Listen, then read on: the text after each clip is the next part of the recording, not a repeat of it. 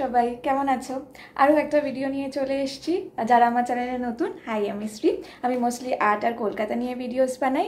তবে এই ভিডিওটা আমার আর 5টা ভিডিওর থেকে একটু আলাদা, কারণ এটা কলকাতা কোলাহল থেকে অনেকটা দূরে, প্রায় 6500 কিলোমিটার দূরে ইউরোপের পোল্যান্ডে।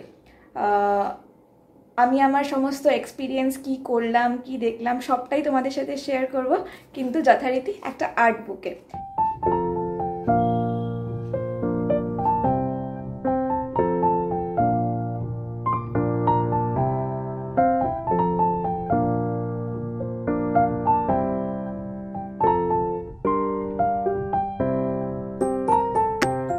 তো শুরু করার আগে তোমাদের একটা ব্যাক স্টোরি দিয়ে দিই। তো এটা ছিল আমার অফিসের ট্রিপ, মানে অফিসের কাজের সূত্রে আমাকে পাঠানো হয়েছিল। তো যাতায়াত, খাওয়া দাওয়া, থাকা সমস্ত খরচা ওরাই দেবে, কিন্তু একা যেতে হবে। এটা আমার জন্য একটু ভয়ের ছিল, কারণ আমি যতটা ইন্ট্রোভার্ট, আমার কাছে নতুন লোক, নতুন জায়গা খুবই ভয়। আর তার উপর এটা দেশের বাইরে যেতে হবে, যেটা আমি কোনোদিনও একা যাইনি। কিন্তু এত বড় অপরচুনিটি একটা নিজে থেকে এসছে যখন, সেটা আমি নিয়ে নিই। এই আর্ট বুকটা আমি পোল্যান্ড থেকেই নিয়েছিলাম। তো রোকল লেখা আছে, যেটা ওরা রোসলভ বলে। তো খুবই সুন্দর। এখানে একটা ডোয়ার্ফ বানানো আছে, যেটা ওদের ওখানে খুবই ফেমাস। তো চলো শুরু করা যাক। এখানে আমি একটা আর্ট বানিয়েছি, যেখানে এই যে কলকাতা থেকে আমি ট্রাভেল করছিলাম পোল্যান্ডে 6500 কিলোমিটার। তো ওটাই লিখেছি, অ্যান্ড ফার্স্ট ট্রাভেল জার্নাল যেটা বানিয়েছি, তো ওটা একটা ফার্স্ট পেজে বানিয়েছি। তো যেটা আমি বলছিলাম যে অত কিছুর পরে যখন ফাইনালি আমি গেটের সামনে গিয়ে বসেছি, তখন প্রায় 1:50 বাজে ভোরবেলা। আমার ফ্লাইট ছিল 3:50, তো 2 ঘন্টার মতো আমি ওয়েট করছি, টেনশন, এক্সাইটমেন্ট কী হবে তো সেটার জন্য। তো ফাইনালি আমার কাছে 3টে ফ্লাইট কানেক্টিং ছিল, Kolkata to Doha, Doha to Warsaw, আর ওয়ার্সো থেকে রোসলভ। তো ফার্স্ট ফ্লাইটটা কলকাতা টু দোহা আমি বোর্ড করলাম। তো এটা কাতার এয়ারওয়েজের ফ্লাইট ছিল, খুবই সুন্দর, দেখতে পাচ্ছ আলো টালো, সব ব্যবস্থা খুবই ভালো।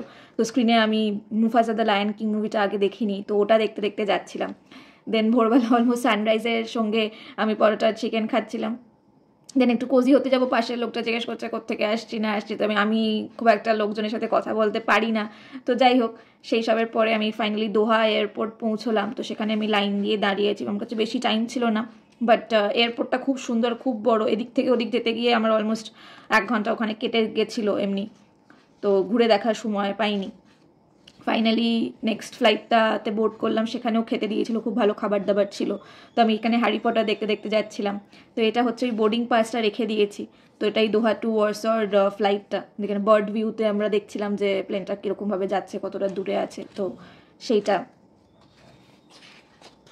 দেন এটা আমি পৌঁছে গেছি অলরেডি পোল্যান্ডে, কিন্তু ওয়ার্সো এয়ারপোর্টে। তো ওয়ার্সো থেকে আবার আমাকে যেতে হবে রোসলভ। তো ওখানে বসে আছি, সেখানে আর নর্মাল আমার ওয়াইফাই বা এমনি সিম কাজ করছে না।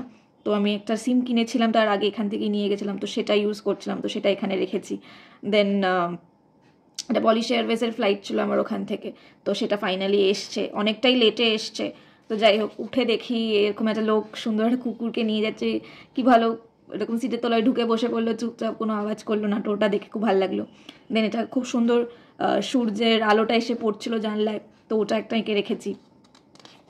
দেন ফাইনালি যখন গিয়ে ল্যান্ড করলাম, 6টা বেজে গেছে সন্ধ্যে। আরও অনেকটা আমাকে রাস্তা যেতে হবে, প্রায় 130 কিলোমিটার দূরে যে জায়গাটা ফাইনালি যাবো, কালিজ বলে একটা ছোট্ট শহর। তো ওটা, আর আমাদের এখানে তখন টাইম প্রায় 3.5 ঘন্টা এগিয়ে, রাত 9:30 বাজে। তো ওখানে একটা জিনিস ভালো ছিল, যখন উবার চলে, তো উবারটা যেমন বুক করে নিয়েছিলাম, কিন্তু ওখানের উবারও দেখলাম আমাদের এখানের মতোই বলে যে আপনি ক্যান্সেল করে দিন বুকিংটা, নর্মাল ক্যাশ দিয়ে চলুন। তো আমি বললাম যে না, আমাকে তো অফিসে রিসিপ্ট সাবমিট করতে হবে, তো ওটা তো আমি করতে পারবো না। তো যাই হোক, সেই লোকটা ভালো ছিল, ইউক্রেনের লোক ছিল, আমাকে ইন্ডিয়া পাকিস্তানের যুদ্ধ নিয়ে জিজ্ঞেস করতে করতে যাচ্ছিল। তো প্রায় 2 ঘন্টা টাইম লেগে গেছিলো, 2.5 ঘন্টার মতো। 8:30টার সময় গিয়ে আমি ফাইনালি পৌঁছোই হোটেলে। তো এটা আমার হোটেল কোমোডা ক্লাব রেসিডেন্স। তো এটা একটা গিফট ভাউচার দিয়েছিল, যেটা আমার ইউজ করা হয়নি। এখানে ডেট আর টাইম লেখা আছে, রুম নাম্বার 105 ছিল, তো ওটা রেখে দিয়েছি।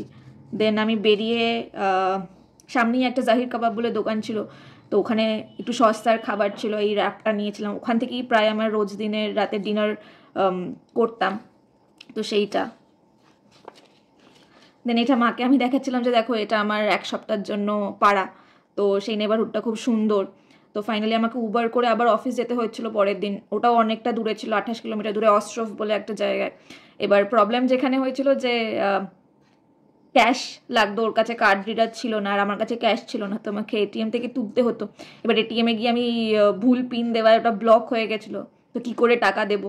আমাকে অফিসের লোকজন খুব হেল্প করেছিল, ওখানে যারা ছিল পাসকাল আর জিগনিউ বলে, তো ওরা টাকার ব্যবস্থা করে দিয়েছিল। তো সেই গিয়ে একটা টেম্পোরারি কার্ড নিয়ে ঢুকে একটু কাজ টাজ করলাম।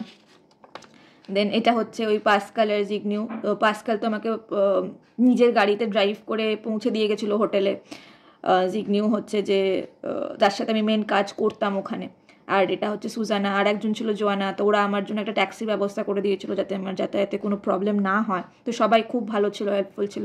তো এটা আমি একটা সেলফি তুলছিলাম কারণ ছবি তুলে দেওয়ার কেউ ছিল না।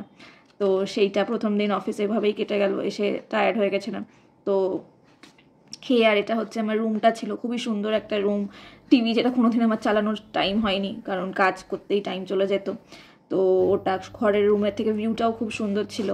দেন এটা ছিল হচ্ছে যে খাবার জায়গাটা, অনেকটা বড় জায়গা ছিল যেখানে আমি প্রতিদিন সকাল 7টা বাজলে ব্রেকফাস্ট করতে যেতাম। খাবার অপশানস প্রচুর থাকতো, যেমন ডিম থেকে শুরু করে বেকন, বাট আমার খাবার মতো কিছু থাকতো না। তো আমার 3 স্লাইস ব্রেড আর বাটার দিয়েই হয়ে যেত প্রতিদিন, ওটা খেয়ে আমি চালিয়েছি। তো খুব সুন্দর সুন্দর কাঠের ফার্নিচার্স আর পুরনো ছবি, চায়নার কাপ ডিশ খুব সুন্দরভাবে সাজানো ছিল। তো ওটা দেন ফাইনালি পরের দিন শনিবার আমি ভাবলাম যে একটু শহরটা ঘুরে দেখবো। প্রীতির আসার কথা ছিল জার্মানি থেকে, কিন্তু এসে পৌঁছতে পারিনি। বাট বাইরে দেখলাম পুরো মেঘলা হয়ে আছে, বৃষ্টি হবে, কিন্তু ভয়ও পাচ্ছিলাম কীভাবে একা একা ঘুরবো, কী দেখবো না কী করব। কিন্তু ভাবলাম যে না, চলো দেখা যাক কী হয়। তো সেই বেরিয়ে পড়লাম আমি শাড়ি টাড়ি পরে, একদম খুব মজা লাগছিলো আমার বাইরের দেশে গিয়ে শাড়ি পরতে। তো সেইটা করলাম, বোন জোর করে আমাকে শাড়িটা পরতে পাঠিয়েছিল। দেন এটা প্রথম যে জায়গাটায় গেলাম সেটা হচ্ছে ওল্ড টাউন হল, যেটা ওখানে একটা সিটি সেন্টার মতো জায়গা, এই সুন্দর বিল্ডিংটা ছিল। তো শহরটা অ্যাকচুয়ালি ওয়ার্ল্ড ওয়ারের সময় নষ্ট হয়ে গেছিলো, তো নতুন করে রেনোভেট করা, অনেক কিছুই নতুন করে বানানো। তো একটা চার্চ ছিল যেখানে খুব সুন্দর প্রেয়ার চলছিল, ওদের গান, একটা খুব সুন্দর গান হচ্ছিল, আমি দাঁড়িয়ে শুনছিলাম। একটা কাপল তাদের ছোট্ট বাচ্চাকে কোলে নিয়ে ঘুম পাড়ানোর চেষ্টা করছিল, গান শুনিয়ে, সেটা দেখলাম। এটা আর একটা চার্চ ছিল, এটা খুব সুন্দর, তার সাথে লাগোয়া একটা বড় পার্ক ছিল। তো প্রচুর গাছপালা দেখতে ছিল। অ্যান্ড এরকম একটা মানে মিউজিক্যাল ইনস্ট্রুমেন্টস বাজাচ্ছে সেরকম একটা স্টোনের স্ট্রাকচার বানানো ছিল। দেন একদম এন্ডের দিকে গিয়ে একটা এরকম লেক মতো ছিল যেখানে হাঁস যাচ্ছিল, আর একটা অডিটোরিয়াম ছিল। আমি ভাবলাম এই ভিউটা এত সুন্দর, এখানে বসে একটু আঁকবো কোথায়।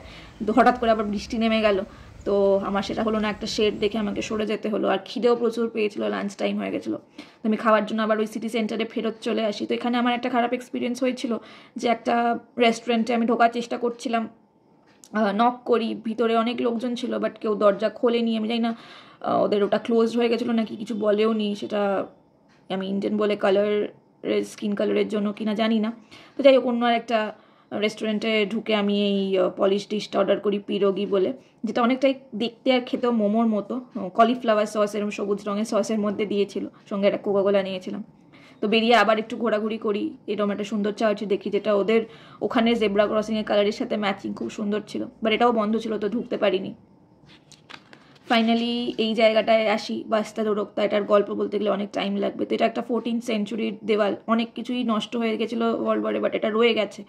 তো সেটা দেখলাম, হোটেলের থেকে কাছেই ছিল। তো আমি ভাবলাম যে পায়ে ব্যথা হয়ে গেছে, তো কোথাও একটা বসে টাউন হলের কাছে একটু আঁকি।